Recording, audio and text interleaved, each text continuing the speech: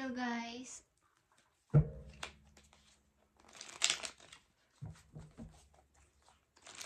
Hello sa mga Leo.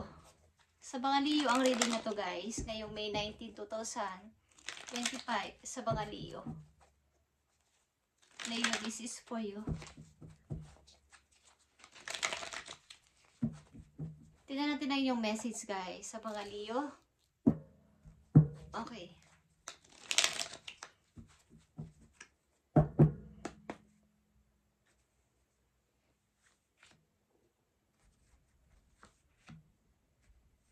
May 19, 2025 sa mga Leo. Ibigay mo ang tamang message sa kanila. Okay. Nandito ang 8 of Swords. Leo, something na maraming umiistorbo sa'yo guys sa paligid.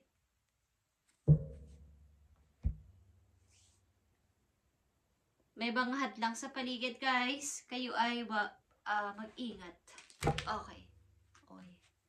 Speaking of mga hadlang, is may mga nakikilala ba kayo kailan lang na parang hindi kayo gusto? Okay. At ang mga tao na to ay maaaring may mga alam sa mga magic. Okay, Leo, mag-ingat kayo sa inyong mga nakikilalang person. Sa paligid,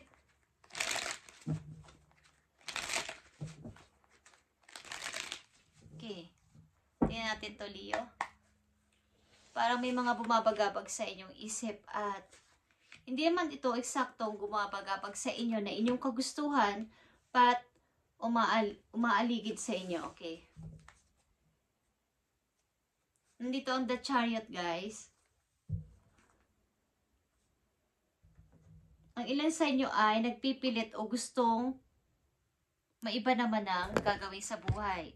Okay. Leo, tingnan natin ang unang message po you. Knight of Swords. The Fool is here. And the Ace of Pentacles.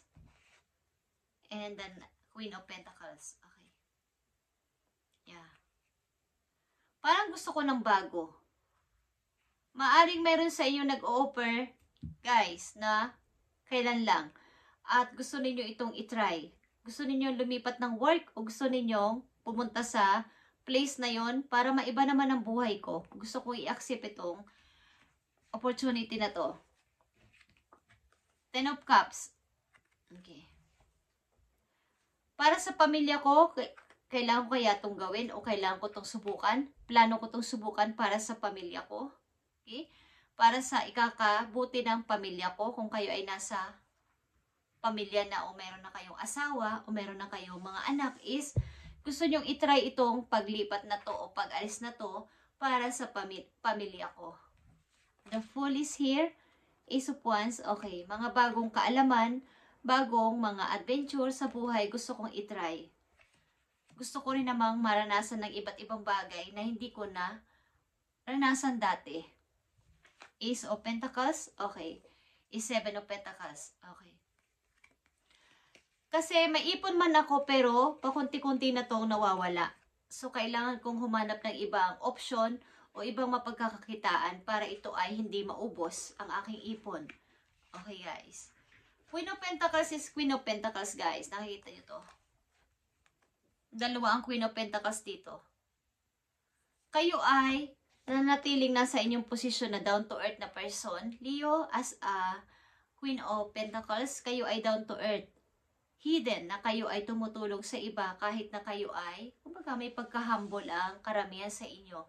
Na kahit meron kayong money, kahit meron kayong alam sa buhay, kayo ay tumutulong ng pasikreto sa ibang tao. At sa kabila nito kayo ay may kalungkutan sa back ng inyong mind o sa inyong sarili mismo. Kayo ay may kalungkutan pero patuloy at patuloy kayong nag-help sa iba. Okay, tingnan natin to guys. Sa mga Leo na nandito sa reading, ang ilan sa inyo ay planong lumipat ng trabaho para sa ikakabuti at ikakasaya ng inyong buong pamilya.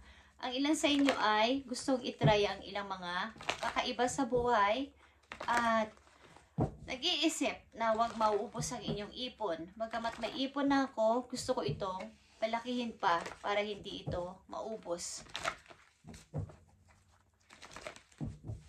Tingnan natin ang mga messages pa dito, Leo, para sa inyo. Message sa mga Leo na nandito sa reading at gustong bigyan ng paalala o advice.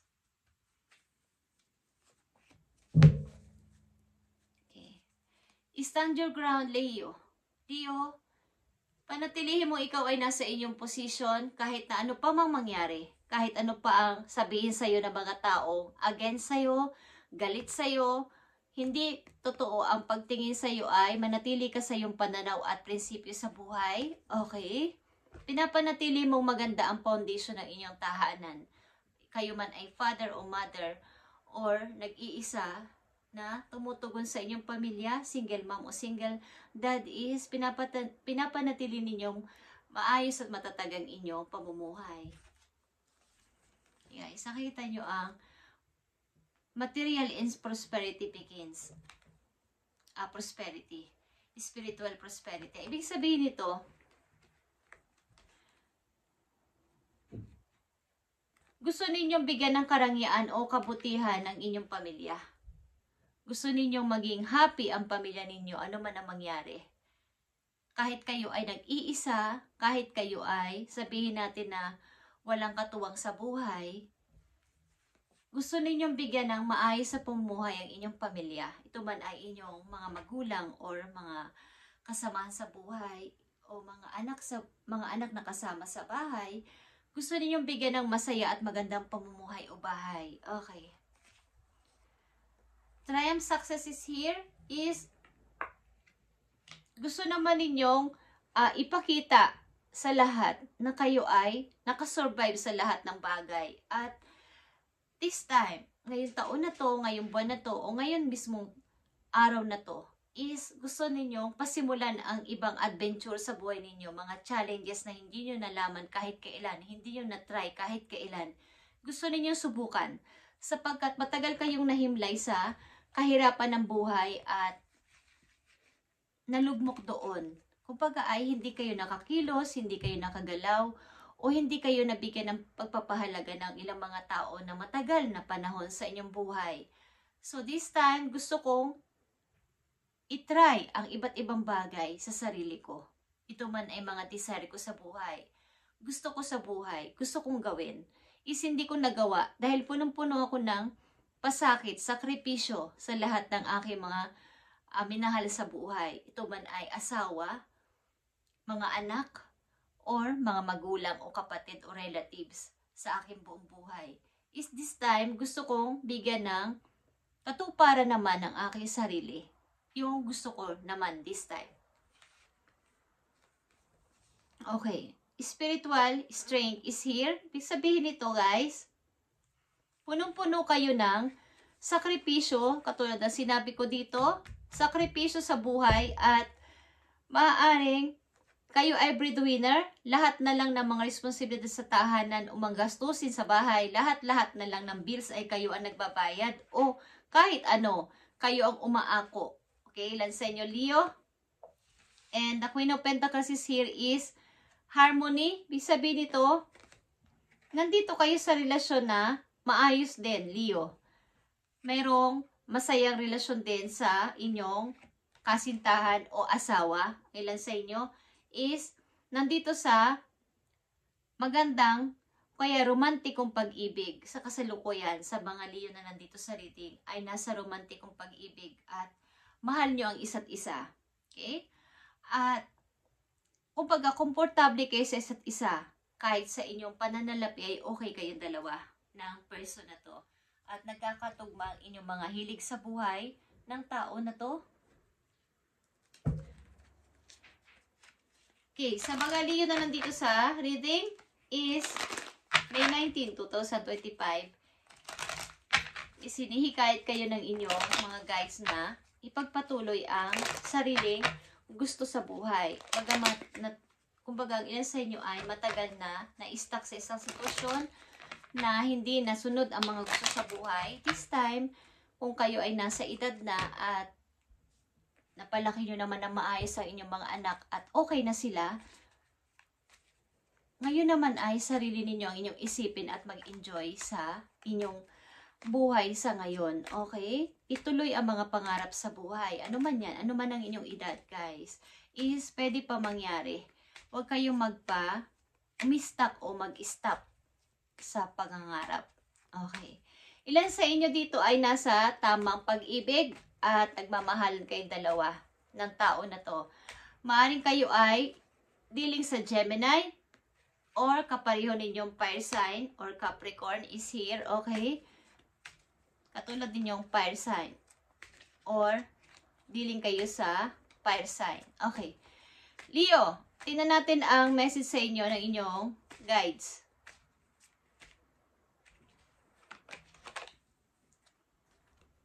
Okay, Leo. Andito ang never allow yourself to be taken for granted.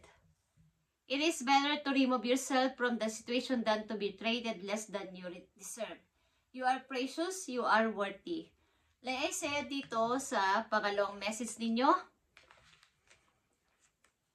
maaring matagal kayong na-stuck sa sitwasyon na napakahirap at hindi nyo na gawa ang mga gusto nyo sa buhay. This time is ipakita ninyo na pwede pa kayo mag-enjoy sa life.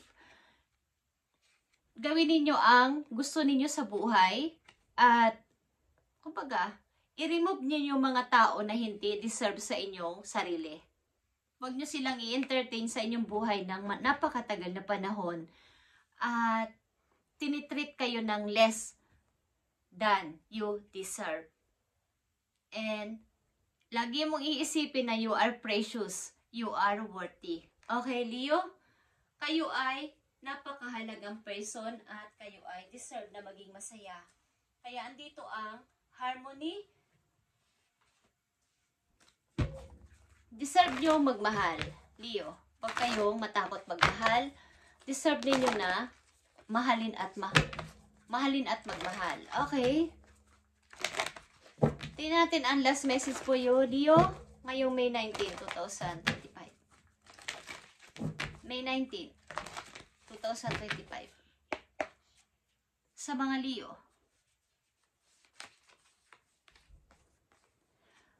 Andito ang fog in. Okay. Go slow, take time. Katulad ng message na to, go slow, take time. Huwag kayo magmadali. Simula sa araw na to, i-enjoy ang paligid, i-enjoy ang ginagawa sa buhay, at namnamin ang nangyayari sa inyo sarili sa ngayon, sapagkat kayo ay nakasurvive sa anumang hirap na to na inyong pinagdaanan. So, i-enjoy nyo muna ang inyong sarili naman paminsan-minsan. Wag muna kayong sobrang nagmamadali at baka maapektuhan na inyong health, ang inyong kalusugan. Mag-enjoy kayo paminsan-minsan at